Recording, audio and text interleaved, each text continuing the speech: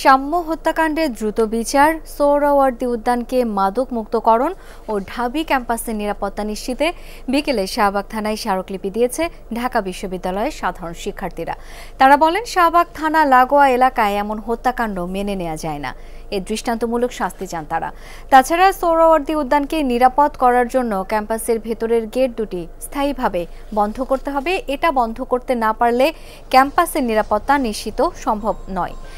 শাহবাগ থানার ওসি মোহাম্মদ খালিদ মনসুর বলেন, সোহরাওয়ার্দীতে এসে মাদক গ্রহণে বেশিরভাগ বহিরাগত। এলাকাটিতে মাদক মুক্ত করতে যা যা করা দরকার সবই করা হবে। পাশাপাশি সাম্য হত্যাকাণ্ডে জড়িতদের সর্বোচ্চ শাস্তি নিশ্চিত করা হবে বলে আশ্বস্ত করেন তিনি।